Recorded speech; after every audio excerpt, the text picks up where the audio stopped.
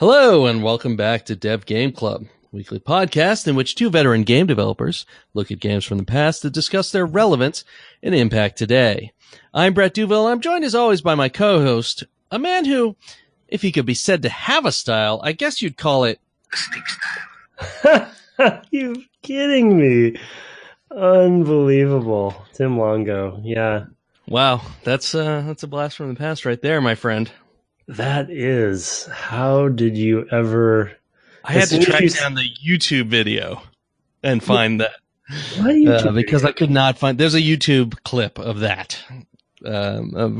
So for people who have no idea what the hell we're talking about right now, Tim is triggered, I think we can fairly say, by this particular Kung Fu movie audio clip where a guy describes his martial arts skill as snake style.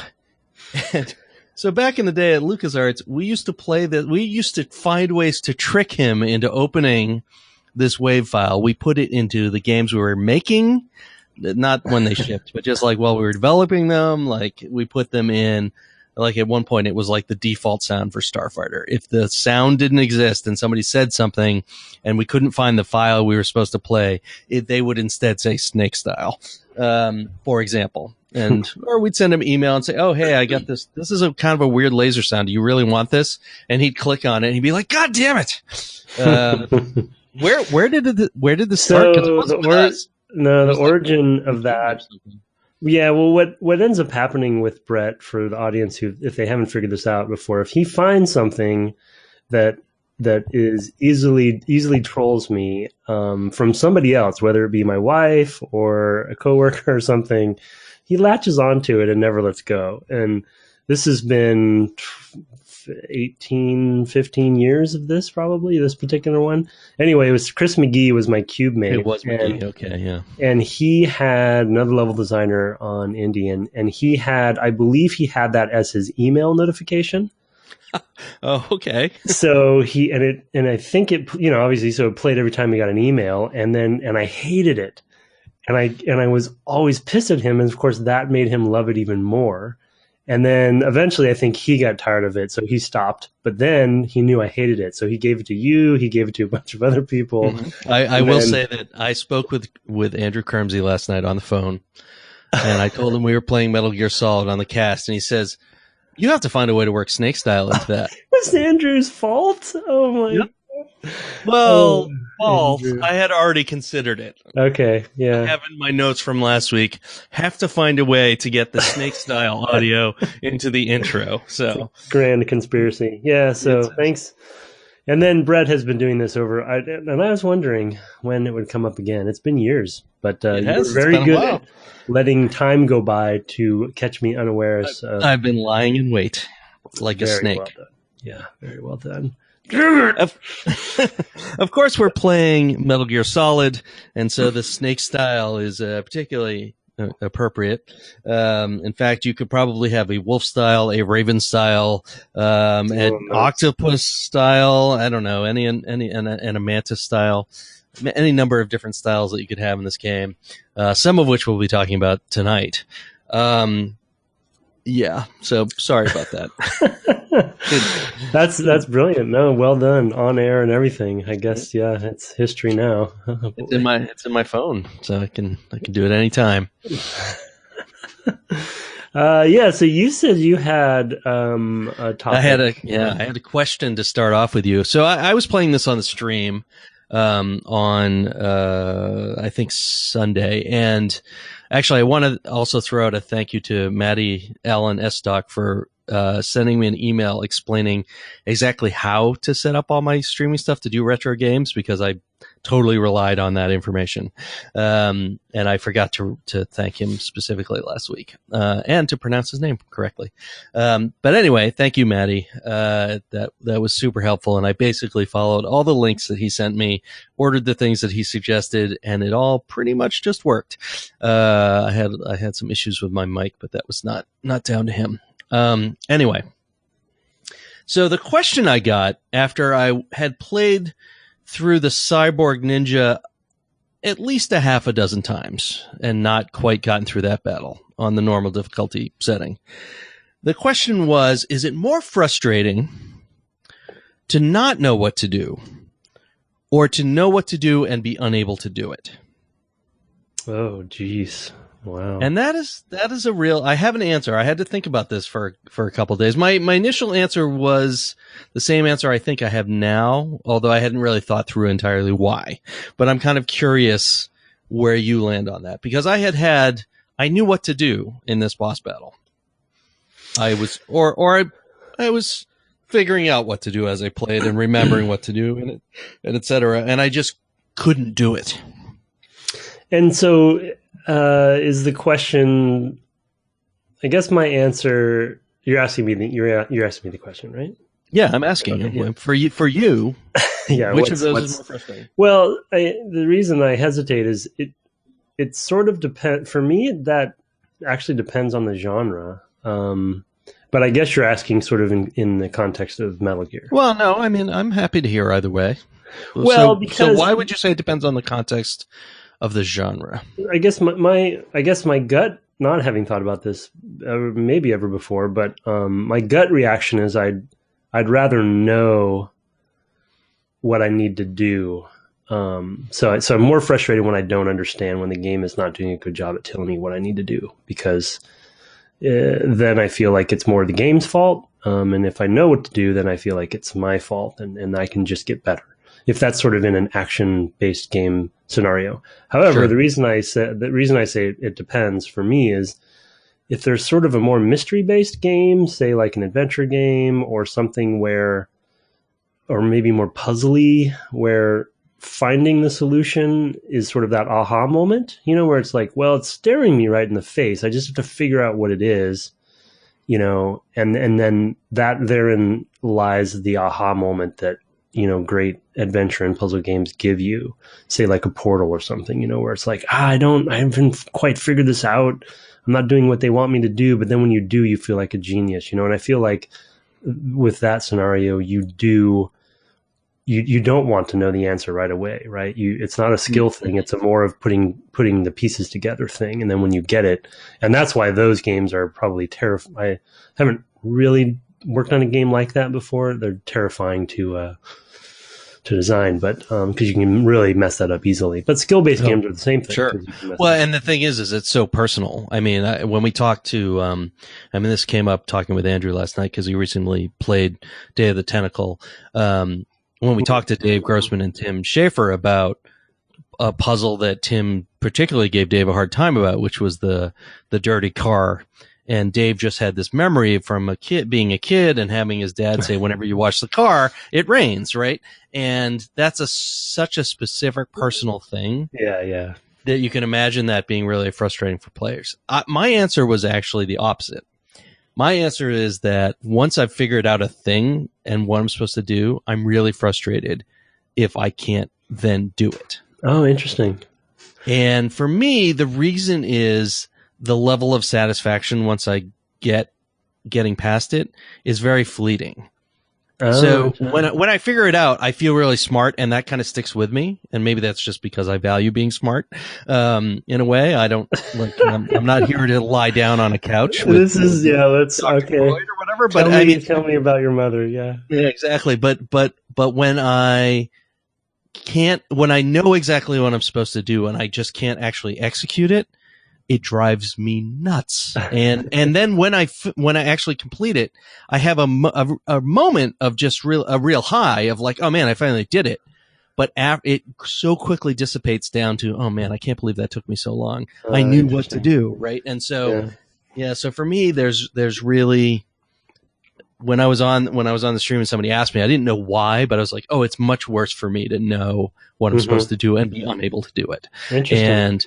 And with the Cyborg Ninja, I knew what to do at each stage. I mean, I had to learn as I was going through. So as I got to each stage of those boss battles, and we'll get into these in more detail. But as I got to each stage, I went, oh, I have to do this now. But then I would not be very good at any individual stage, and I get towards the end, and I'd be running out of health or what have you. Yeah. So I think that's what happened to me. Yeah, no, I get it. I think that is a difference between the both of us, though. Too, I think It's interesting. That's an interesting kind of psychological sort of test. The irony of that question and what it kind of made me double take, because after I finished Metal Gear, I'm trying to finish Samus Returns. You know, the new 3DS remake of Metroid 2. Yeah. It's really good. It's an excellent game. And I'm almost at the end, but I had this boss battle last night that was that same situation for me. I probably played it easily 20 times. But I knew what I needed to do. It was all about execution, and I didn't get frustrated. I just knew that if I put the time in and practice and found that right combo, or series of events to happen in the right way, then I would get it, and it felt really good afterwards. So I remember it's really weird, because I remember vividly thinking, oh, I know what to do, I just need to put the time in, and I just patiently tried it. And so it's funny. Yeah, I'm totally opposite. I've never finished a different Metroid game, but Metroid Prime 2 Echoes. Oh yeah, I think you mentioned that before. I got to the final boss on that game, and I knew what to do. I had not found enough missiles. Who knows? That's the trouble with the Metroid style games, is there is a situation you can get yourself in where you didn't power up enough. Yeah. Yeah, exactly. So I got to the end of that game. I still have that save. It's sitting on the same dang chip upstairs. Excuse me, but yes, I never got past it as a result. And now I'm like, I may just go back and play that on stream, because why not? It's kind of the theme of my stream these days, to play these older games and to dive into that and just play it again from the beginning, because I do remember really loving that game. But that was a game where, and this game is a little different, and we'll get into that, but that was a game where you could get to a point, and there's a point of no return. And it will ask you, but it's not in a straightforward way of like, no, literally, you won't be able to go back at this point. Mm-hmm. Right. And back then, I don't think I really read that cue as strongly as I should have, which is funny. But anyway. Well, the other thing I was about to say too with this, that I don't know if we can jump right in, I guess, to some examples, but the thing with the boss battles in this game that I think, I guess it's fair to say they get better over the games, but I actually don't know if it's by much. It's very much that sort of traditional punishing boss design, where it's really failure is your best education, unfortunately. And there's definitely some VO and some clues they try to throw at you, but it's really not. And you can ask your master or whatever. Yeah.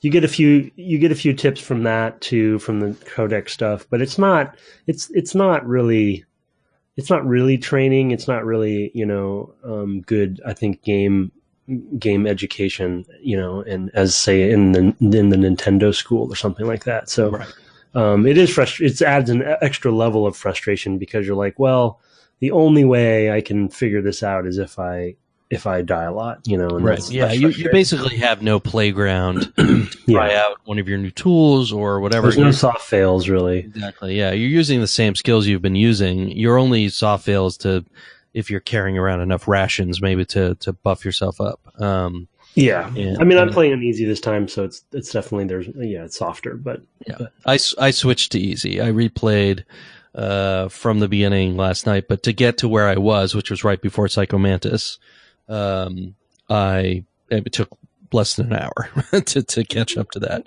because you can just skip stuff. You just constantly skip cutscenes and dialogue. The game, if you skip stuff, I think is not very long. Probably less than 3 hours. The speed run on the PC was 40 minutes, but I think the general speed run is probably shorter. Yeah, I think I saw it someplace. Yeah, when we were. On the original hardware. Yeah. Yeah, so where do we want to start going through stuff, or do we want to hit? Let's dive right in. I think that. So what were the big boss battles here? Certainly as I mentioned, Psycho Mantis, Sniper Wolf is after that. I guess the first one is the first one Raven. Yes. Yeah, you leave the armory. And you come all the way back out, and you communicate with Meryl. Yeah, you communicate with Meryl, and then you have to go through the snow area outside to get to the next building. All the buildings are, military names, and I always forget the names of all of them, but because they're so nondescript. But it's the but then the first thing, I mean, how did you? So I forgot to get the mine detector on my way out, and I don't even remember where it is, to be honest. But how did you get through the lasers, or what did you think of the laser section? Just a minor little section. I had remembered that from the last time I played it, so I knew that one. Oh, actually, those are unrelated. There's the lasers and then the mines later. But... And then the mines. I actually found the mine detector because to trigger Meryl talking to you, you kind of have to come out a fair way. Back into and I actually went all the way back to start going into the tunnels, but now I had the key and I could start getting into rooms, and I actually found the mine detector as part of that. But then getting back was a pain in the neck because there was a guy and there was a guard, and having a pattern so that I could avoid him, I ended up having to use the cardboard box and put myself in the right place, which I liked, although it took me a while to get to the point of knowing what the heck I was supposed to do to get by him. I mean, I'm glad you mentioned it, but we can't not talk about cardboard boxes for 1 second, because this is probably the only one of these series we'll play for a long time. I mean, it's a stealth game, stealth genre, right? Sure. But easily the only one that has the concept of a cardboard box in it, and it's become known for it. And I mean, is there anything to speak more about it? Or well, one thing that's particularly funny about the cardboard boxes is that if you have more than one of them, if you don't use the right one in a location, they'll be like, "This doesn't belong here," and they will investigate you. Even if you're in a spot where there's a logic to them, yes. So because it'll say on the side of the box, and it tells you in the descriptive text, it says on the side like helicopter bay or whatever. So oh, this is the one I'm supposed to use in this building versus this other building, because the helicopter bay is in the first building, and then you find successive boxes or whatever, and each one has a space that they're supposed to be in. And as I recall, I didn't try this time, but last time I played, I do remember putting the wrong box on and having them come over and be like, "Oh, hey, what are you doing?" Yeah. and taking the box off, like, "This doesn't belong here," and picking it up and being like, "Oh, oops," which is a level of detail which is kind of absurd, to be honest. Like, really? Yeah. It's just such a funny, there's so many variations on stealth mechanics that the stealth games have added in over the years, just different ways, whether it's light based or in Hitman's case, right, costume based or things like that. But a super secret agent hiding in cardboard boxes. And then it always reminds me of one of my favorite stop animation films, short films, I guess. It's like 30 minutes. Do you know this one? No. Is this The Wrong Trousers by Nick Park? Yeah, of course. That is. There's a box section in there where he cuts out the eyes so he can look through. That's perfect. It's a terrific scene. Yeah. And every time I play this game, or play that section, so it's 3 times now I've played that, I remember that, because that's older. That's early 90s. That's a classic. Yeah, when Gromit pokes the little Gromit's in the box and the penguin turns and looks straight at him. Yeah, it's so good. So do they? I've only used it once. Can you get into first person mode in the box in this one? I don't remember if you can do that in this one. Oh, you know what? I didn't even think to try. Although first person was a thing that I got help with on the stream. Because there is. Right. I'm sure you can. Yeah. I'm sure you can do it anytime. We'll look through the local. I use it for the missile. When you launch I've totally forgot about that myself. I did it without first person, but that's a super. Yeah, it's really hard to do it without it. And I did it, but it wasn't easy. Hint, you can use first person. I was like, oh my god, that's so good, because I can't do it otherwise. See, stuff like that you just, it's like these little, it's just such a, and to be honest, this is one of the topics we want to talk about too, but to be honest, the NES version was the same way, where it's just this disparate set of mechanics that are all just thrown together based on kind of the whims of the developers or Kojima or something, and they don't always kind of mesh or make sense. They're technically all there, but and somebody might have thought about them, but they just do a terrible job at telegraphing them to the player. But I totally forgot about that one. That's a good tip. Yes, that helped me enormously. In fact, the stream was generally helpful because I'd die 3 times and somebody would say, "Have you considered this?" And I go, "Oh, I forgot you could do that." Yeah.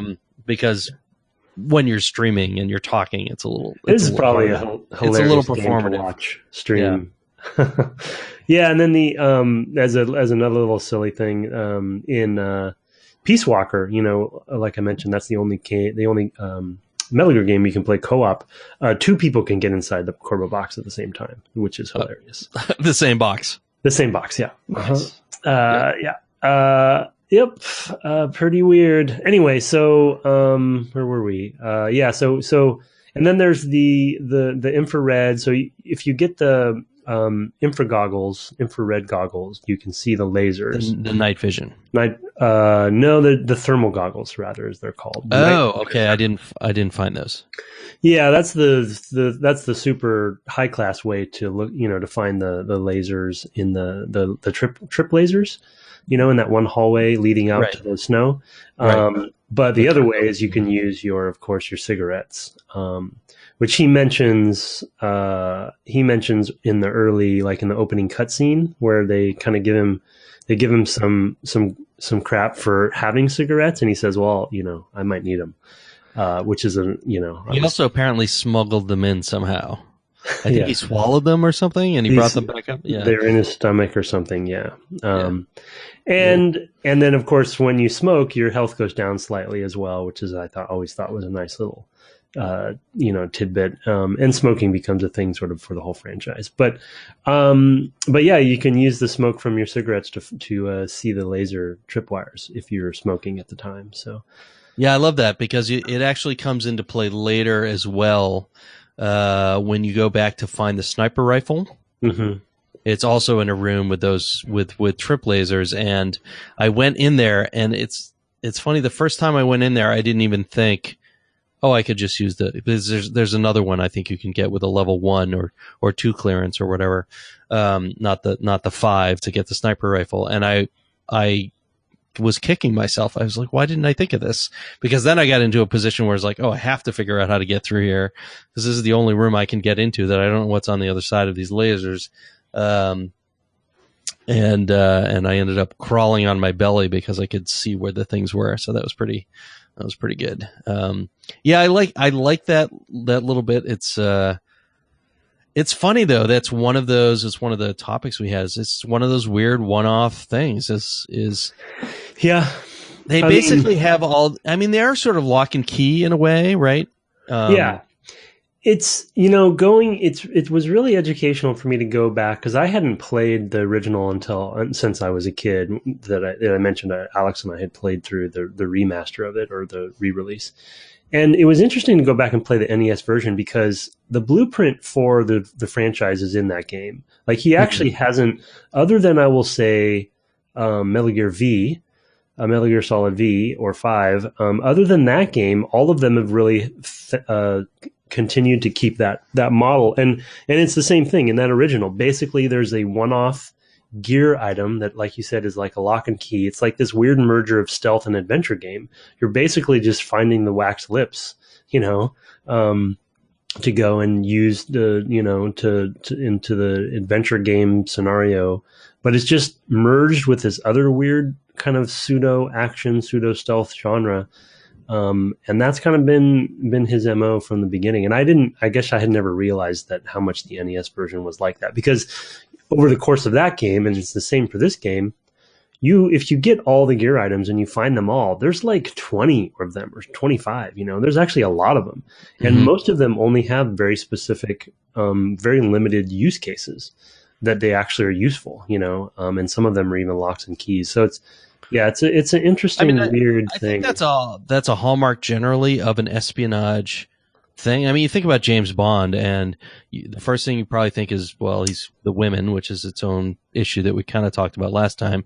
And then Yeah, that's fair. And then the that's gadgets, right? Yeah. And maybe the vehicles, which are also gadgets usually, or have gadgets. So there's like James Bond always has some new car or whatever, but back especially in the Roger Moore and Sean Connery days, every single movie there was some gadget, and it came into play. Mm-hmm. At least one gadget, and usually several gadgets that would come into play at different times, and have one use. And it, you saw it when Q showed it to him, and he did something with it, and then 40 minutes later, he actually had a use for it. He used it once, and then that was it. One scene. One scene, right? And that's been true. Yeah, it's also sort of a Batman thing, but Batman tends to reuse the same gadgets, but it is kind of similar in that way. Well, I mean, that's definitely one of James Bond was one of the influences as well as Escape from New York or what have you. So yeah, that's a good call. That's a good catch. Yeah. So what do you think the Vulcan Raven battle? Not one of my favorites. Yeah, not a huge fan. It is kind of weird. One of the weird things about that one is how he's basically meant to lose. Raven basically comes up and after you beat him, and he's like, "Okay, I let him pass." He's pouting in this hulk of a the voice acting in that scene's so funny because he's like, "You're right, he got through." It's he's coming your way, and he's like, they just show the flamed out wreck of the thing, and he doesn't even pop out. He's just like speaking from within. It's just so funny. But yeah, that's one of the generally most of the boss battles I really in concept enjoy. That one has always struck me as this weird. Why is this stealth espionage guy fighting a tank? Right.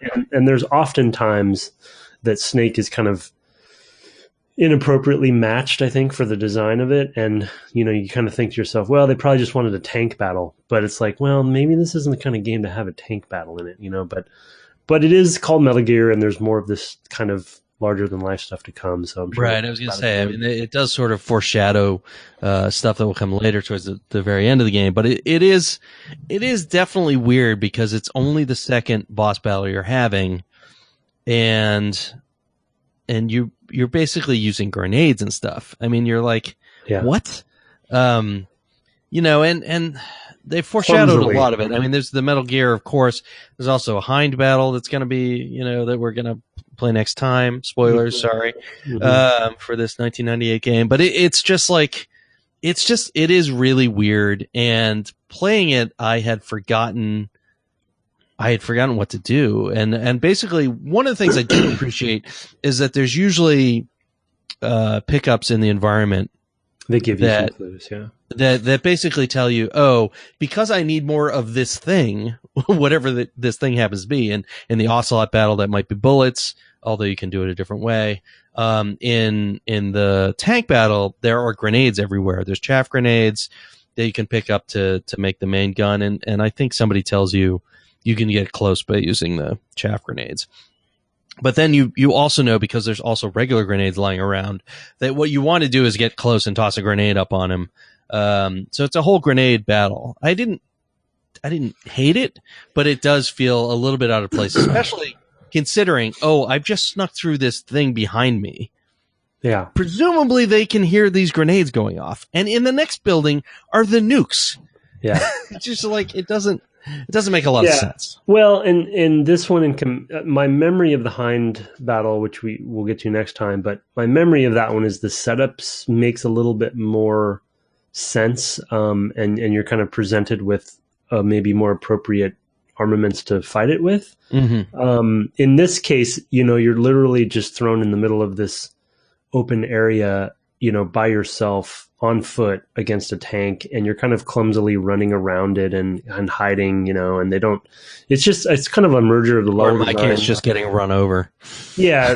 Me too. Yeah. And it's just, you know what I mean? It's kind of like the combination of level design, boss design, and sort of the mechanics of the game just don't mesh well, while others I feel like they did a better job with. But all that being said, Vulcan I'm also not, I will say, a huge fan of the spiritual warrior Indian trope.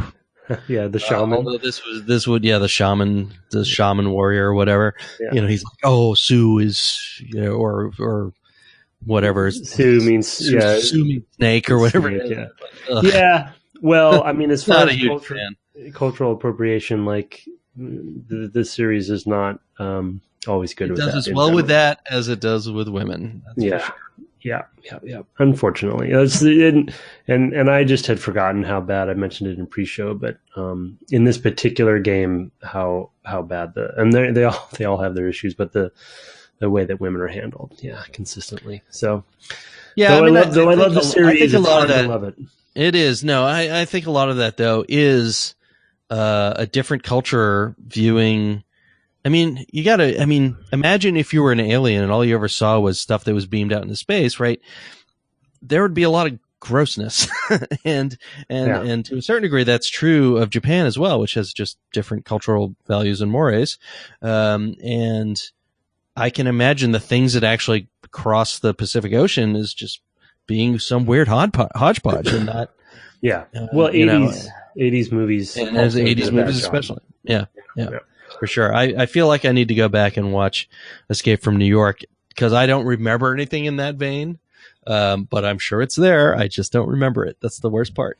Yeah. The stuff is just insidious. But yeah, let's not dwell on that because we kind of addressed it last time. So then we get into the nuclear facility where the warheads are housed. We get into that. There's a couple different floors, right? In that one, I forget the name of the building. I think it's just the storage facility or whatever. Right, it's the nuclear storage facility. Yeah, and you're trying to meet up with Meryl, I believe, right? At that point, or you're trying to contact her because she has the key card thing and all of that. So you go into the multiple floors there, and you meet your next two bosses. And there's some story back and forth with Meryl specifically, and there's one of the notes I wrote down, and it's one of the signature things I love about the series for some dumb reason, because I don't take them too seriously, but I love that they take themselves so seriously. Mm-hmm. And there's that speech, that dialogue that the two of them have about Meryl kind of becoming a soldier, and like it goes into her history and her family and her dad and it's just, and Snake is giving his sort of like his lecture on what it means to be a soldier. And right. that's the thing about this. Those sorts of melodramatic moments though are what will elevate a bad B movie into a good B movie. Yeah, I think that's what it is for me. It's just this commitment to these ideas that regardless of how poorly put together they are but just like the feeling behind them elevates them in some way. And I think that's definitely true here, where you've got these characters with these outsized motivations and needs. And she basically had the great Santini for her dad, I guess. And she's like, she wants to be him or whatever. And you're just like, okay, because part of that is, and we'll get into the voice acting, but part of that is also the voice acting is very good and convinces you and that's reasonable. Fully committed as well. Yeah. And I think that's that's the crux of one of my loves for this weird franchise is that full commitment. Like it's just they're every hour on the hour playing every single one of these games. I'm in disbelief that I'm playing or seeing what I'm doing. And that's why I don't even mind how long. Like people complain about how long the cutscenes are. It's like, I watched this hour cutscene and then I walked 2 feet and then I played another cutscene. I don't even care because it's so zany and so over the top. And I can't believe anybody actually approved this stuff, but I love it, because it is just going so far and they got away with it, and I just love this sort of the melodramatic, philosophical debates about military industrial complexes and war and what it means to be a soldier. I just eat that stuff up. So anyway, that's my little soapbox on that. Yeah, no, I mean, I don't disagree. I think that was the thing that actually surprised me when I got past my initial distaste for some of the structure of the game, 20 years ago is that there is a real commitment in the storytelling to just these big ideas and not being afraid to really put them forward. They're not subtle. No. But again, that's not necessarily a bad thing. So, And I recently watched Attack in Cell Block 99 or whatever it's called, and it's not a subtle movie. Doesn't mean it's not a great movie. It's a great movie, but it's totally a B movie kind of plot. What's that? Is that the parkour movie? No, Cell Block 99 is it's S. Solar Sights or whatever his name is. No, I don't know. Okay. He did Bone Tomahawk, which was kind of a Western that got really gory and gross with Kurt Russell. So there's a Snake Plissken tie-in. And then his second movie has Vince Vaughn as a drug dealer who's in a bad drug deal that starts going south in a hurry and ends up in prison and is... It just gets worse and worse as things go on. It is extremely violent. I'm not necessarily recommending it to anyone because your taste for violence has to be pretty high, because it is extremely. I mean, there were definitely parts where I was like, "Whoa, but it's quite good if you can stomach that." So, but totally a B movie. It again, it's one of these things with these outsized like plot twists and motivations and why everything's happening and the actors who portray them. I mean, it's got Don Johnson as a prison warden type dude, and I mean, come on, cool. How can you can't go wrong there? Yeah, the other side of it for me is that I forgot to mention on my soapbox is just it's hard to say how serious he really takes himself on these topics, but the meta narrative over this franchise, and you see it really start to come out heavily in this game about kind of his stance or these themes on nuclear warfare and the arms race and geopolitical, sort of espionage and all of that stuff, and just commentary basically on a lot of it is on the US specifically, especially later in the games. And there's certain, like, nobody does that. Even as crazy as his opinions are or his commentary is, nobody does that in video games very often, where right. They go to the hilt, like the end of Metal Gear Solid 2, and all of that stuff with the presidents, and oh man, and it's just like he has something he wants to say for some reason, and he's just saying it. And you start to see some of the inklings of that in this game, and I love that. And also, it often ties into his, and maybe it's a topic we'll delve into more in the future, but I think it also ties into just his creative process and what he feels about the industry of game development. I think more and more as the games go on. But even here, you sort of feel like, well, there's these big players, and they make their soldiers do the work for them. Yeah, he has subtext all the time. Yeah, and all Death the time. Looks like it will be nothing. We have the same. So. What with his inner child? Go figure. Yeah. So anyway, but yeah, I mean, it's strange. All right, well, but let's move on. So let's get through the other couple bosses here. Gray Fox is next, or Cyber Ninja. Yeah. So you had some troubles there. I did. I mean, that was my place where I was hitting the frustrations more than anything else of just, I know what to do. The timing is difficult. And actually having gone back and replayed it from the beginning on easy, just so I could get through stuff a little bit more quickly for the cast. That battle was a lot easier because there's just more space to fail. Things take a little longer. He's not as close to you.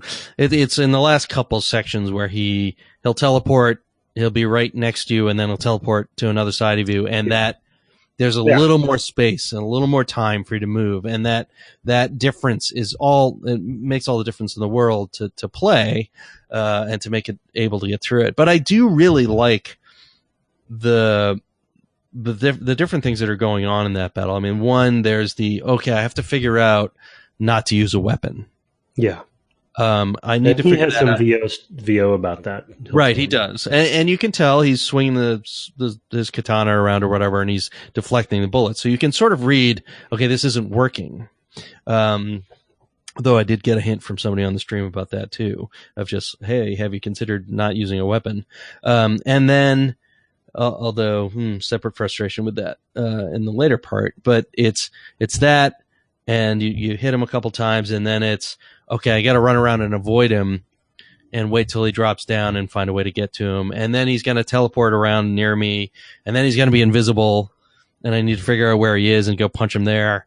It was just one thing after the other. And once I finally got him all the way down, now I actually have to shoot him again, which I thought was a little weird. Wasn't crazy about that, just because the whole thing was, Oh, interesting. I don't think I did that at the end. I don't remember how. When he's all got the electrical sort of thing, and he's yeah, right, yeah, that case. Yeah, I think I took some hits, and then maybe I shot him at the very end. Yeah. You can time it because that electrical stuff kind of pulses, like it goes small and then large. Can you hit them when it's small? I think you take less damage or something. I forget. Oh, okay. Yeah. No, I just at that point would rush in and be like, oh, I can't get close to him, and I was like, I tried a chaff grenade and basically, yeah. A little bit weird, but I mean that was minor compared to the other parts. I mean, it was really just frustrating, though, when I had finally gotten through everything else, to then die on his stupid shield when he's all the way down. It was, oh, God, you're killing me here. Yeah. But I got through him on the first time on easy because now I knew all the things I had to do, and it was a lot easier to do it. Yeah. I remember back in the old days, I think that was a very frustrating. That might have been a wall boss for me for a while that I had to come back to quite a ways later. The other thing I forgot to mention when we started talking about, it's just a good topic for now too.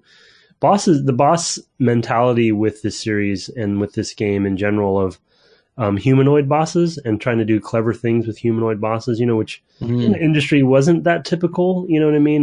That's a great point. Bosses typically were larger than life and kind of either big things. And of course we get some big things in this game too, later especially. But the concept that these humanoids, these humans were the bosses, and all the different creative things they tried to do with them to mix up the gameplay, the combination of the metrics and the boss design, and they really hit their peak later in the series with that particular, because there really aren't many good games that have human bosses. They usually are really kind of a bigger deal.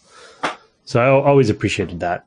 Yeah, no, that's an excellent point, and not something I had considered. And it definitely keeps the thing grounded, even when the characters are weird, and certainly. Yep. Even in this one, but in other ones especially, where like, oh, here's a guy who controls bees. Like, what the? But throughout the series, the fact that you have a human scale enemy makes it not seem surreal and weird in a weird way. It keeps it grounded to something you can relate to, even though like.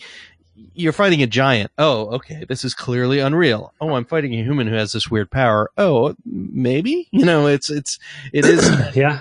It's easier to bridge that gap. That's an excellent point. I think there is this weird rule set with the Metal Gear series that they have obviously internally, and that he has established that somehow keeps it in this pseudo realistic, modern day setting that I think is part of what resonates with me and a lot of people that do like the series.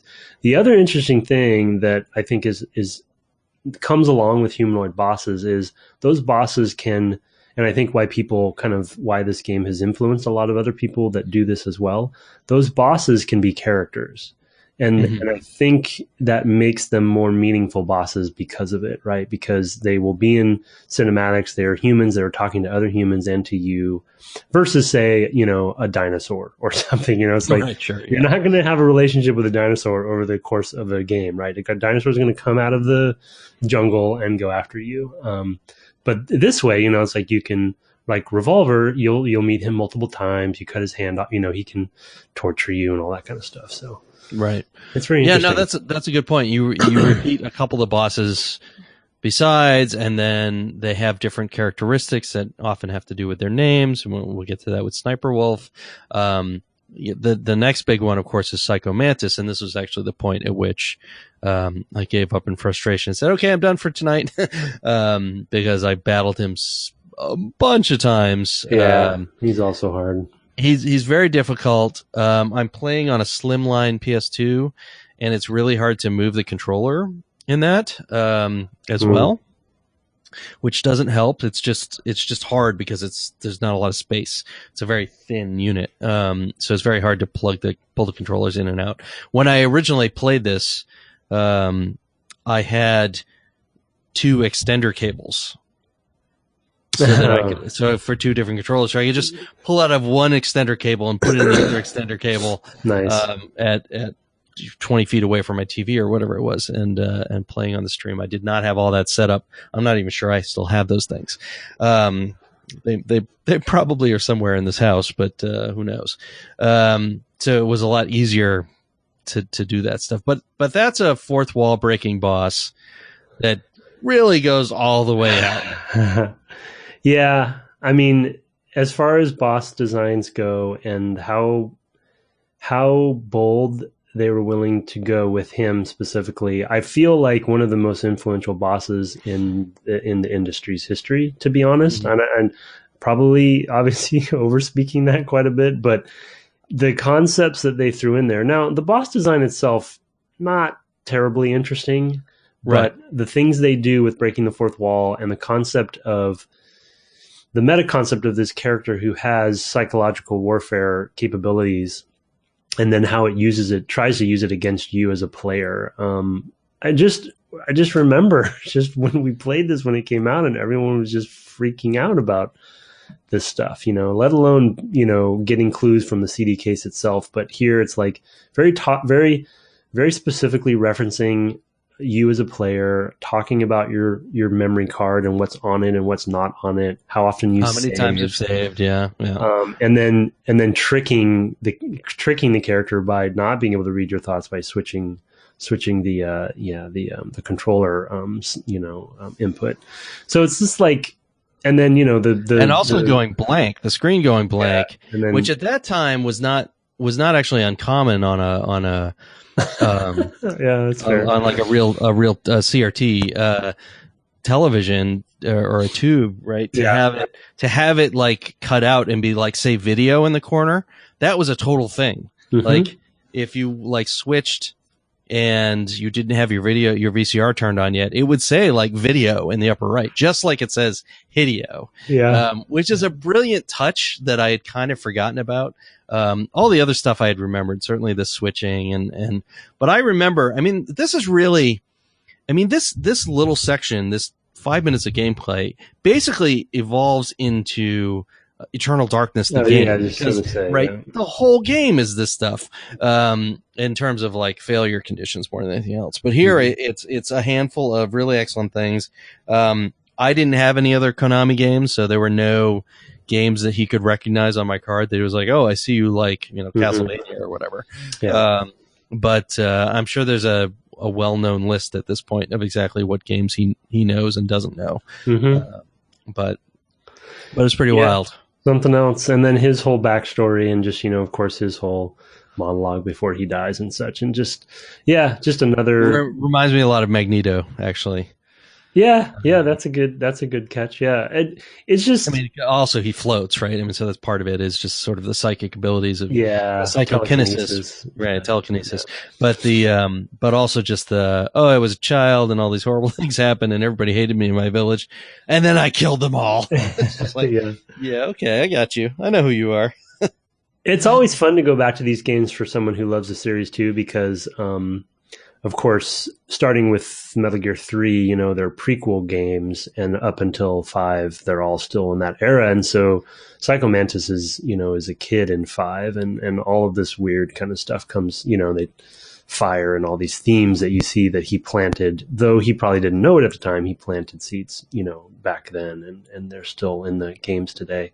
Yeah, Psycho Mantis is just such a memorable character, despite the boss battle itself not being that fun. It's just, you don't forget that kind of stuff, and so that's why I'm always torn, because I'm such a systems driven and gameplay first kind of guy, and these games, I love the characters and the story for some dumb reason, and so it's always hard for me to appreciate that Well, no, I mean it's fair. I mean, I think that the character's really good. I love that he kind of gets to the end and he helps you out, and he's like, "Oh, wow, that feels really weird. I've never done that before."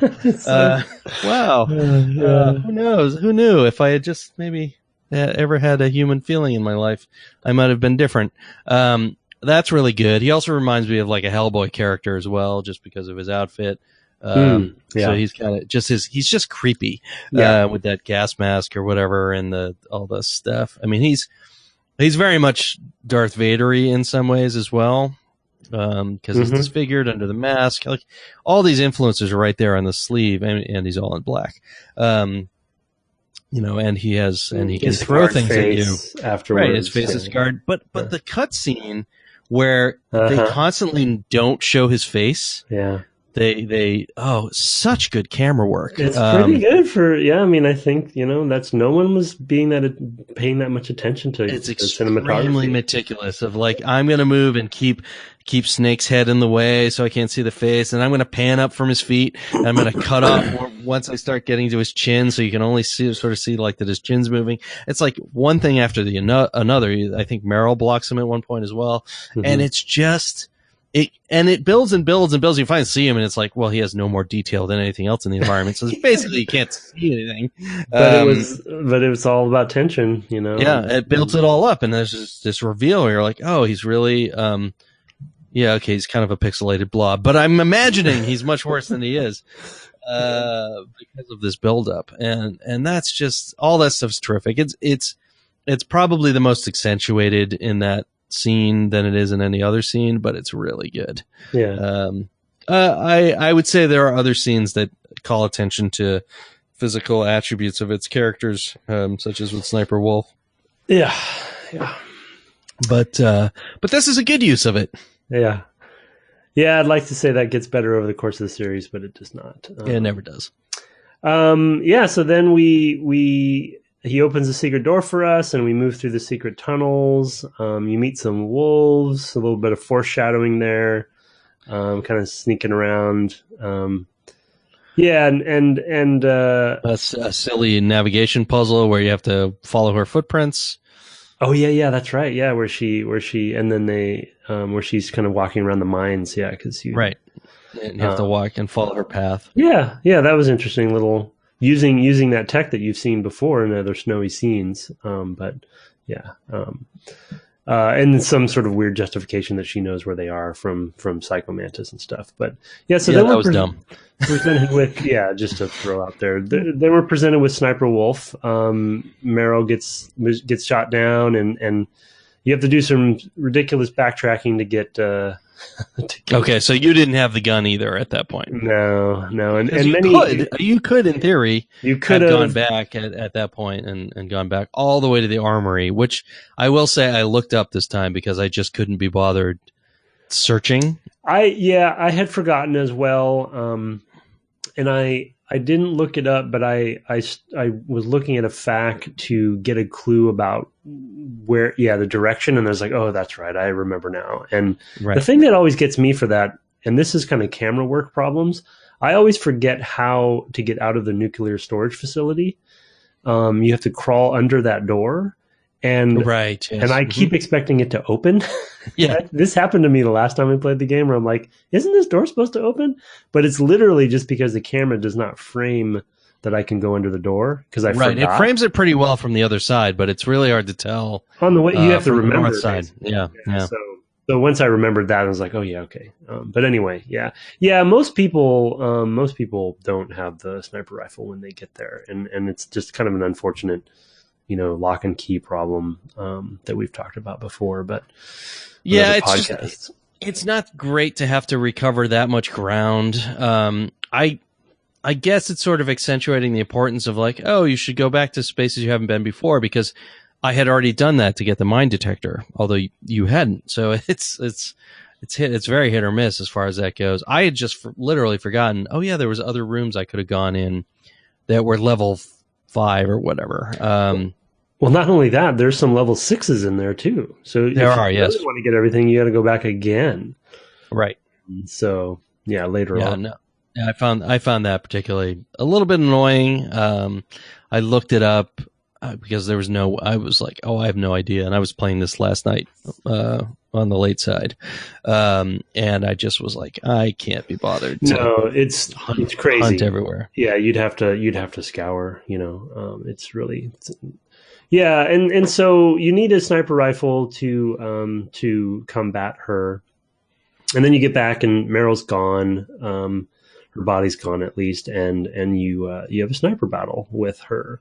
And is it Desamine? What's that drug? Diazepam, right? That's a real thing. Yeah, and that becomes a staple for the franchise as well. That I always forget the name of. So you can steady your aim, and it's basically just a simple sniper battle. A little frustrating, but kind of neat to kind of to zoom in there and take. I died several times there as well. Although it's funny, I definitely remember getting to that point in the past and being like, oh my god, this game, and being super frustrated. And here I was like, okay, I know it's going to take me a few tries just because I don't know all the spots that she stops. I don't remember. But once you know them, it's fairly easy to just kind of move from one to the other, and maybe you get a sense of where she is. But I still got pretty low on health, even on easy. And I was out of rations at that point. I was pretty tricky. Mm-hmm. It's a tough battle. There's a lot of battles here that are... I mean, basically, these 3 in a row are all basically possibly wall missions. Yeah, they're unforgiving. Yeah, they're really hard. A lot of people don't make it past this section. Is my kind of anecdotal experience with the game. People when I talk to people about my weird love of the franchise, they're always like, "Oh yeah, that first game, I never made it past Psycho Mantis or Sniper Wolf or whatever." Yeah. So. Yeah, they're very difficult. And even the section that follows, which I really like because of how it builds the tension. But there's the next thing that happens is, I mean, it's not a boss battle, but it does have this sort of one-off input thing where you're fighting the fact that you're being tortured. They capture you. They surround you. You have to drop your weapon. A sniper wolf comes up with her. I don't know. She's unbuttoned all the way down to her navel or something. I'm not really sure what that outfit is meant to accomplish. Snow. Yeah, in the snow, in the cold, and basically she turns you over to Ocelot and Liquid. So now you meet Liquid, brother Liquid Snake, the blonde one. Weirdly, even though they're twins, there's a lot I'm entirely following. How much do you want to get into it? No. Yeah, maybe next time for more about Liquid. But he's there and he basically tells you, this is our plan. Because he's monologuing to pull in a little Incredibles. He starts monologuing and then he hands you over to Ocelot. And you have this torture scene. And really quick, though, one thing I want to mention about that monologue scene where you're in first person view and you're tied up or what have you. This is also the introduction of, and he's obviously not the first one to do this, I don't think, but he definitely leans into it over the course of the rest of the franchise, where you have limited control during the cinematic, and you can look around, right. And that becomes a thing that's he really uses to great effect, I think, later in the series. But anyway, yeah. So you're this is a introduction to a one-off torture minigame kind of thing, which this sort of like endurance controller use is also something that he uses, I think, to even greater effect later in the series, especially in the end of 4. That I guess you haven't seen, right? I have not gotten to the end of 4, so I haven't seen that part. One of my favorites actually was. I think he actually repeats the torture as well. I think in 3. Yeah, I think it's you're right. I think it does. I think it's in 3. I think it repeats. But yeah, you basically have to jam on the circle button to recover your health as fast as it's being taken down as you're being electroshocked. And what I love about it. I'm not crazy about the mechanic so much, but I do really love how he pumps you up for this by saying, "Oh, it's been a long time since you've saved. Well, it's game over if you don't do this." And replaying it last night, I hadn't saved at all. Wow. I started the game and just went all the way through. But there are autosaves too, right?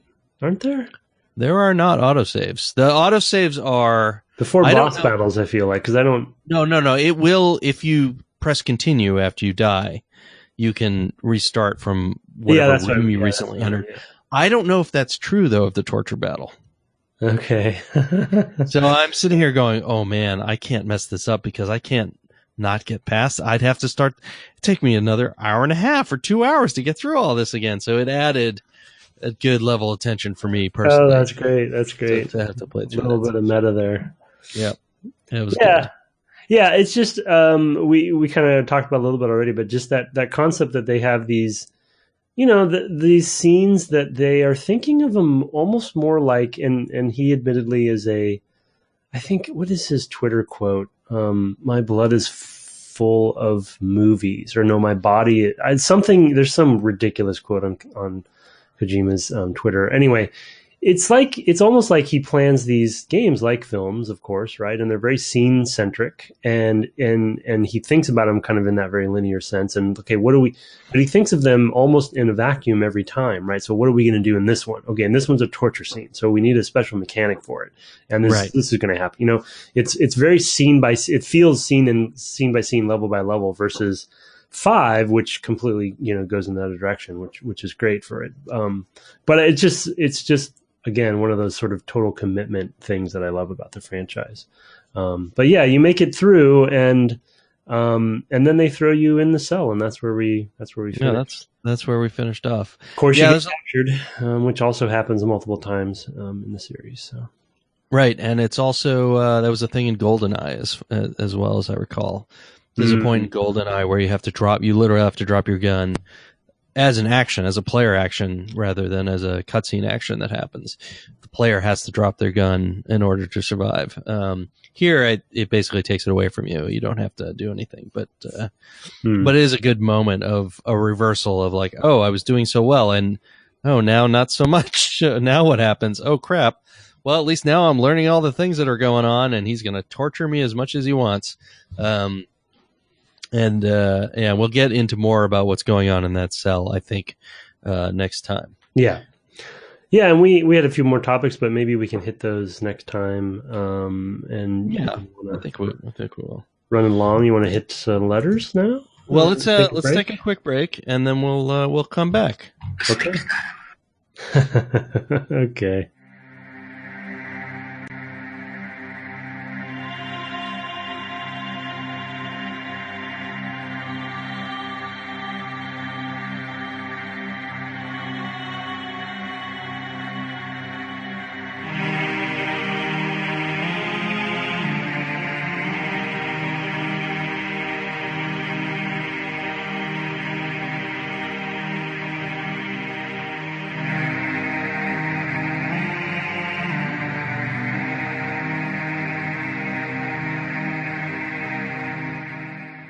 Welcome back from the break. We have a handful of emails this time. Before I get into the email, I'll throw over to you in a sec.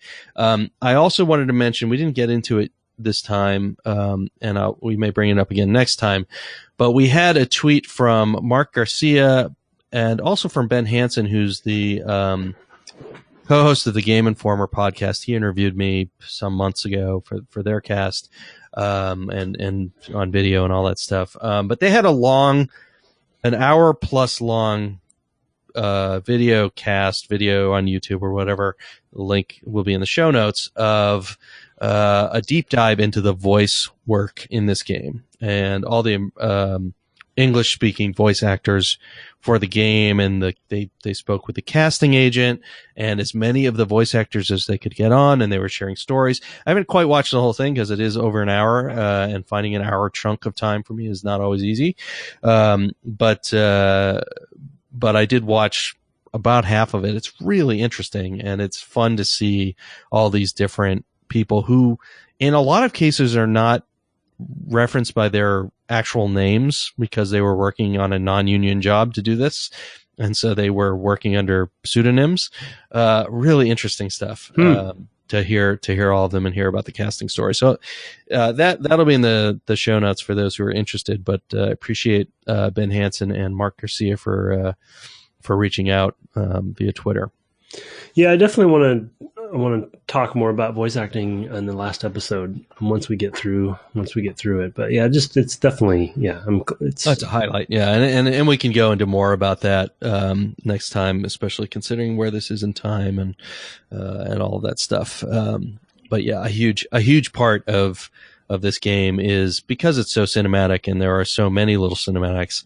And the way that really prefigures things like Nathan Drake and other stuff in The Last of Us or other things kind of in that narrative mold with the action cutscene kind of beats, that this is really kind of different in that way. And I mean, it's not the first, but it's certainly really a high point for its era. And the voice acting makes a huge difference as far as that stuff goes. So we'll talk about that more next time.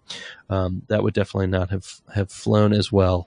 But yeah, it's a big topic to get into and to situate it in time. And so we'll talk about it next time. But I wanted to throw that out there for people who might be interested in that. Yeah.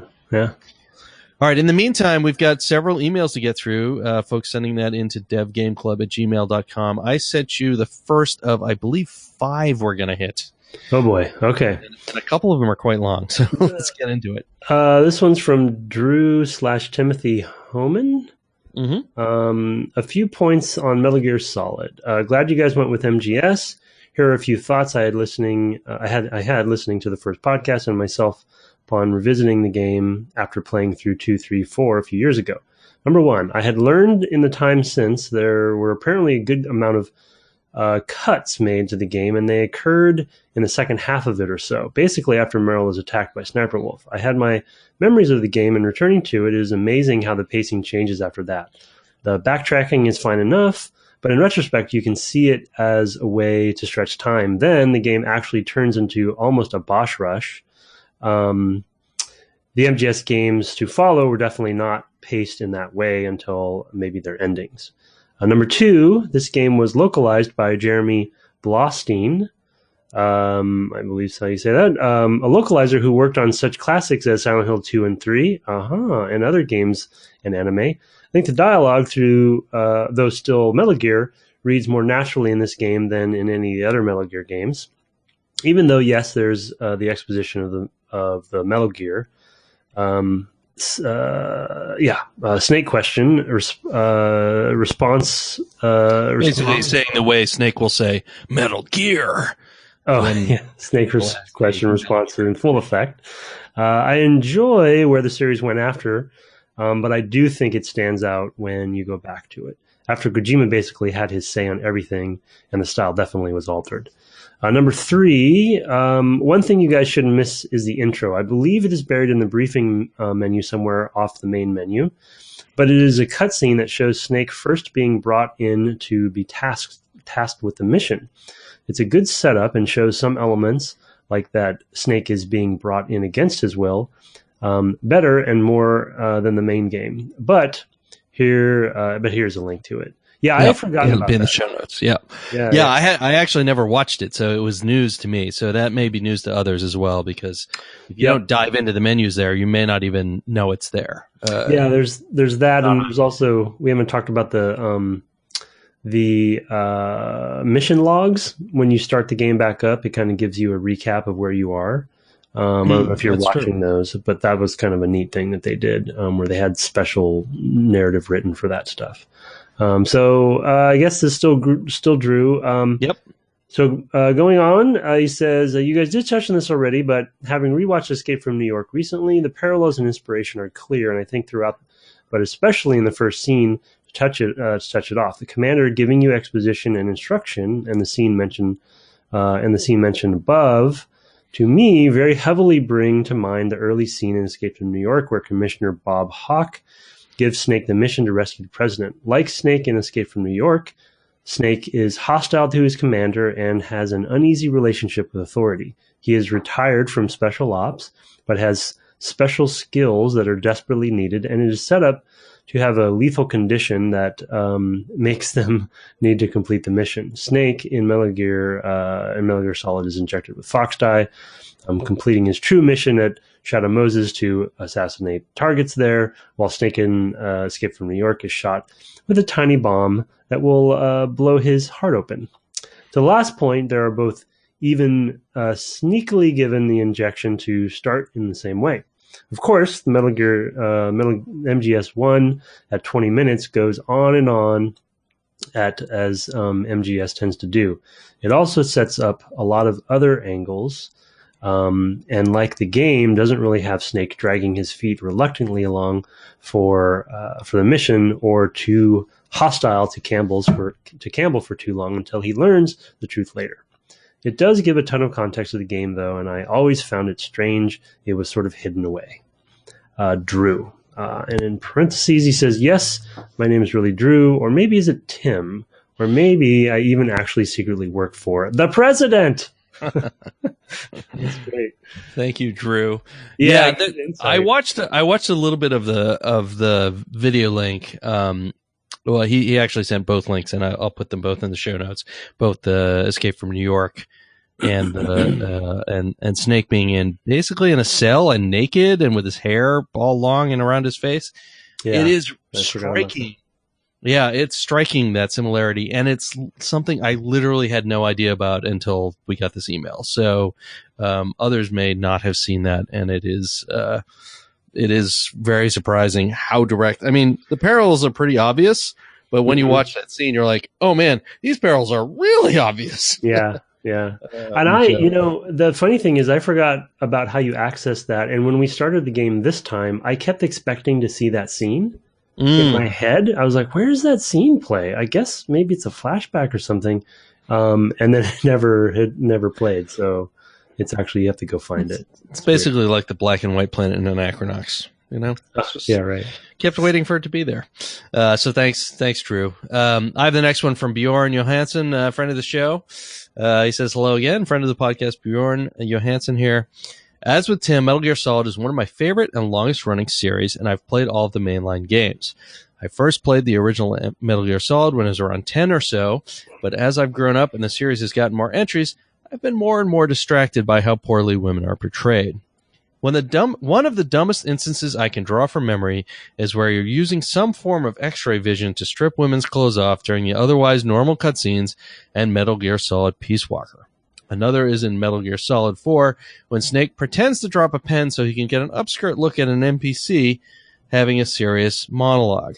It seems unlikely given his track record and the general lack of feminism in Japan, but hopefully Kojima will at some point grow beyond the development stage of a pervy teenage boy. From Sweden with love, Bjorn. So, yeah, Bjorn touching on some of the issues that we've retouched on this time and talked about last time, but it is so gross. It's funny because I think part of what made it less memorable at the time was everything so low poly. It's just harder to take it seriously. Yeah. But knowing as he moves forward that it doesn't change makes it really stand out. Yeah, not only that, and you mentioned this in the first episode, not only does it not change, but you could argue that he doubles down, in this sort of like bravado kind of like chip on his shoulder kind of way. And I just, it's the one... Like he's putting his hands up next to his ears and waving them at people and sticking his tongue out. It's this like, one I can get away with this. Yeah. Glaring thing about the franchise that keeps it from being like legendary for me. It's just like, it's hard. So I love everything else about it, but just despite the games aren't, amazing playing games, right? But it's just a weird combination of things. But this one theme is just so bad. And yeah, I don't even want to. I could go on and on. But yeah, I know we both could. Yep. No, it's not worth it. We just kind of set that aside and say, look, it's gross. You can enjoy things and still have problems with part of it. That's part of popular culture. There's no getting around it. Everything has problems. And we need to find ways to take joy in our lives despite the problems and the things that we enjoy. Fair point. There. You just gotta Try to find the good, the diamonds in the rough. You have the second email. Email number 2. Third email, subject, my third, or the third. An incredible long mail about the philosophy of Metal Gear. Did you cut it down or something? No, it's just, okay. I think that's kind of... He's joking. Yeah, kind of. William Rance? Have we had Yes. him? No, I don't think we've heard from William before. Hey guys, love the podcast. MGS is one of my all-time favorites, so I'm playing through on both my old PS2 and PSP. Okay, that's awesome. The PSP version doesn't have analog control, which I actually miss quite a bit, but the game does look pretty nice on a smaller screen. I considered playing through this on the Dreamcast using a Bleemcast disc, but I didn't have patience to buy an old copy on eBay. It's a pretty wild concept using a separate disc to load one game emulator onto the Dreamcast. Then you remove the Bleemcast disc and put in the PS1 disc. I'm not surprised Sony sued the company out of existence. Yeah. Anyways, keep up the great work, Will. I had no idea that existed. You didn't know about that? We actually, well, you may not have known him, but do you remember Aaron? He worked on Mac ports for LucasArts. He was a programmer, so you may not have known him. Aaron Giles, yes. I think he actually worked for Bleem. Weird. He definitely was working on a PS1 emulator for the PC and maybe the Dreamcast. But yeah, so for people listening along, yes, so there were a couple people who were trying to do emulation. This was early days, right, for doing emulation of this sort of thing on other hardware. And one of them was Bleem. Where you would have a Dreamcast and you put in this CD, I guess, as I recall, and it would load up the emulator, and then at a certain point in the load up process, it would basically put on the screen, okay, put in the game you want to play, and you'd put in a PS1 disc. That's wild. I mean, an open platform like PC is one thing, but to make it run on another console. How could that ever be seen as possibly a good idea? That's so funny. Also, they must have gotten a dev kit and just figured it out, I guess. Like, it's weird. I mean, I just can't imagine, getting away with that. Maybe it's like in the Game Shark kind of territory where somehow I don't know. It just doesn't... I don't know. It crosses over, right? I mean, they're not just manipulating bits, They're exclusivity is an important part of any platform. Yeah. Weird. I loved hearing that story because I had forgotten all about Bleem. I remember the PC one. I don't remember what it was called, but it was probably something a little less memorable. But yeah, I remembered Bleem. And I don't know if Aaron was involved with Bleem or if he was involved with the other thing, or if it was two different things. It's so long ago, I don't really remember. Yeah. I have quite an extensive Metal Gear game collection, I will say. Multiple copies of multiple games for some reason. I don't know why. It's the only series that I would say I officially how many times have you played Revengeance? Only once. Yeah. Oh, okay. Once. You did play it though. Oh, okay. Yeah. It's actually I have a copy. Yeah, no, I intend to play it at some point. Yeah, you should play it. It's just it's interesting. But yeah, I didn't know that MGS1 was available on the PSP. So this... Yeah. Oh, actually, that was one thing is that another thing when you're playing on the PS2, is, and this is probably true on the PS1 as well. I don't remember, but, if you pull in the Psycho Mantis battle, when you have to pull the thing and plug it in the other port, you have to hit the analog button again, which is super frustrating in order to use the sticks, because this was in an era where all PlayStation games, or not all PlayStation games, I think probably at this point they were allowing you to put on the box like requires the DualShock or whatever. But you had to enable the DualShock on the PS1 when you plugged it in. So you'd plug it in, you'd have to press the analog button. On the PS2, that was a non-issue. Like it was a requirement that you always had it in analog mode, but not on the PS1. And so you pull the controller and then you're like trying to use the sticks and move around and avoid getting hit by something in the Psycho Mantis battle, and nothing works. And you're like, oh no, I have to hit the button. So it's really funny. and it reinforces that, oh, this was a game that was meant to possibly be played on the PlayStation 1 without the sticks. So yeah, you can definitely play with the D-pad. Fine. Yeah, don't recommend it. Although it makes the Meryl following her around a little bit easier to avoid the bombs because it's all rectilinear. So anyway, I have a long one here from John York. The subject is MGS, and then in parentheses he says, "My great shame." I guess that's what MGS stands for from John York. This is no questions in here. This is a great story, so I definitely thought I'd share this. He says, I was delighted when I heard the next game being played was going to be one of my favorite games of all time, the 1998 PS1 classic Metal Gear Solid. As the wave of excitement washed over me, an intense feeling of guilt started to creep in. After some soul searching, I discovered the root of this guilt, and I shall attempt to wash my sins away over the following few chapters. In the UK, the demo disc for MGS was attached to a football game called Pro Evolution Soccer. Knowing that my mom had bought my older brother this game for Christmas, I began to plot my daring heist. Being about 13 at the time, my parents were beginning to let me stay at home unattended for short amounts of time. One Saturday, the stars aligned, and everyone needed to leave the house except me. As soon as the coast was clear, I proceeded to root through our very poorly hidden Christmas presents to find the aforementioned PES box. Finding it, I sprinted to the PS1, tossing aside the box and the 40-pound game, and instead inserting the Metal Gear demo disc. Knowing I only had an hour only added to the tension of that opening sequence. I myself feeling a lot like Solid Snake. That stolen hour ranks up there with one of my most fondest gaming memories of all time. The perfect storm of amazing graphics, the espionage gameplay, and the thrill of the heist just elevated it beyond anything I've ever played before and maybe even since. As soon as I finished the short opening sequence, I sprinted back to my parents' bedroom and returned the game to its hiding place, nobody any the wiser. To this day, I don't think my brother knows that when he boastfully played the demo on Christmas in front of me, that I had already played it and completed it 6 weeks earlier. He listens to this podcast, so it only seems fair to say, sorry, Phil. Oh my God. My great shame with this game doesn't end there. The Sons of Liberty demo disc shipped with Zone of the Enders a few years later. My local game shop had the ZOE box on display, but had neglected to take out the MGS demo disc. For a good 5 minutes, I cased the joint, wondering whether I could pull off another daring heist, and this time risk a criminal record whilst doing so. In the end, I'm pleased to say I resisted this time and waited the long couple of months until its release to play this wonderful game.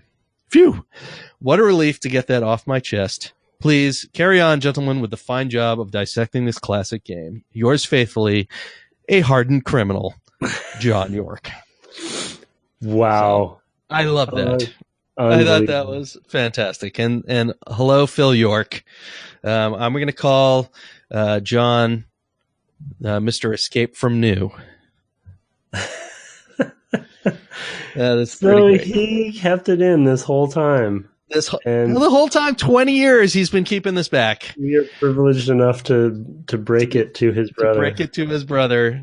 Sorry, Phil. You thought you were the first in on that one, and it didn't work out that way.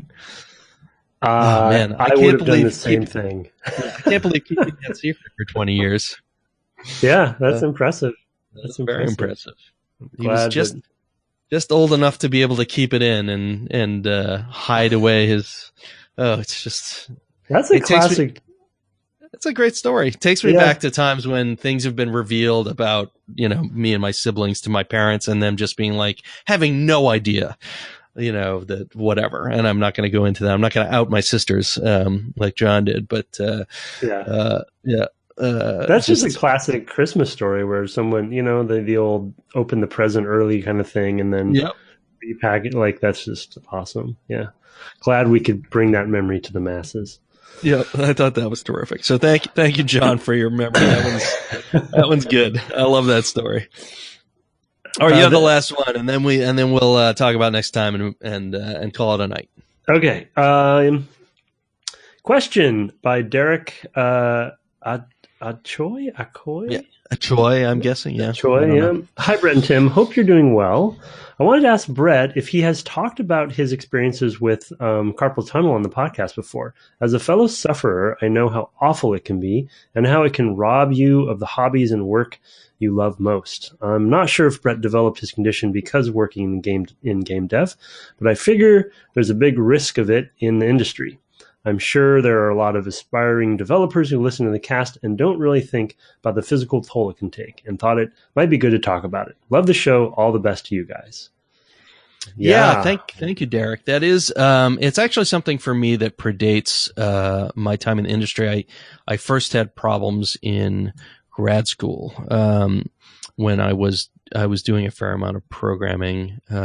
Basically, whenever I've found myself spending a lot of time typing every day, excuse me, I will have the issue. And that's happened a few times over the last 20 years of being in game development. Luckily, not too often. I definitely had it in Starfighter. Less so with Jedi Starfighter and Republic Commando and later games, because I was dividing my time between programming and managing more than I had on that first game, where I basically programmed all the time. So basically for me, it crops up whenever I'm spending a significant amount of my 8 hours a day programming, or if I spend a lot of time gaming. This recent bout was because over Thanksgiving, I didn't have my kids this year, and I had 3 days where I just I'm kind of into Super Mario Odyssey right now, and spent entirely too much time on that. But yeah, it's an issue that I've been fighting kind of my whole career, and even a little bit beyond. Right now, I've been suffering a little bit because I'm working a regular 40 hours a week on this new game. I'm working with Nels Anderson and Lindsay Gallant. And then I'm still doing some work for Tacoma for patches and other things that'll probably be announced later. And it just all adds up. And it's funny, I'll just be lying on the couch at the end of the day and feel like my left elbow in particular right now, I feel like I've been lifting weights when I haven't. It's just like this weird soreness that's in the elbow joint. So yeah, it's a thing to really watch. When it gets bad, I take breaks more deliberately. I game less. And I have braces that I will wear at night on my hands that immobilize my wrists to keep them from sort of crabbing forward into bad positions. I've been pretty lucky, even though I worked really hard on Tacoma last year. There were breaks built into that work, so it made it a little easier to avoid it. The way I've been working on this new game has made it a little bit more of a problem for me, and so it has been cutting into my hobby gaming in particular, because I just, my hands are my moneymakers, so I have to really be careful. Not to overdo it. I don't know that we've ever talked about that, Tim. Do you ever have that kind of issue? No, my issues are actually more like with posture and back related. So I actually have standing desk. I've had standing desks at work for probably 10 plus years. Maybe longer, actually. Yeah, I have one here as well. So yeah, it's more for that. And because I'm, to be honest, I'm these days it's more meetings and sitting for too long for me than it is actually on the computer as much. Unfortunately, I miss those days. But yeah, it's that. But to the macro point, it is a weird profession because it is also our hobby and we love it, and to make games, you have to play the games a lot, right? So you're already repetitive stress is a big problem in the industry for sure. Yeah, and it's a big problem for QA as well. QA, I remember it really opened my eyes on Starfighter that they wanted us to change how repeat fire worked on the controller for firing the lasers or whatever, because it was possible to actually shoot faster if you just kept pressing the triggers or whatever. I don't even remember what the controls were, but if you kept pushing the, I guess, R2 or whatever, on the PlayStation controller, because they would have carpal tunnel problems because they wouldn't just hold down the button because it was slightly faster to actually repeatedly press it. And they were like, you should change this. You should make it so it's not a thing because gamers will do this. Yeah. And I do remember at the time thinking, come on, that's not really a thing. And now I wish I had listened. So I feel like we fixed it. Yeah. It's just a funny thing because we love games. We love playing games. We love making them, most of the time. But you have to use your hands to do all those things, so even to stay relevant, you have to put in the time and repetitive stress of any kind. It's just, no doctor will tell you to do that. So there's physical therapy and stuff that people can do and exercises and stuff too that will help. Yeah. The last time I had really bad carpal tunnel before this was a time when I actually threw out my back, to your point. Unrelated. I wasn't actually working. I remember that. Hard or anything like that, but I threw out my back and I was lying on the floor. And I played through Mass Effect 2 and 3 over the course of 2 weeks. I remember that. Constantly. And I don't know why, but the Xbox controller in particular, I think it's because it's a little heavier, and it's a little bigger and bulkier than the PlayStation controller. They're both bad for me, but the Xbox is especially bad.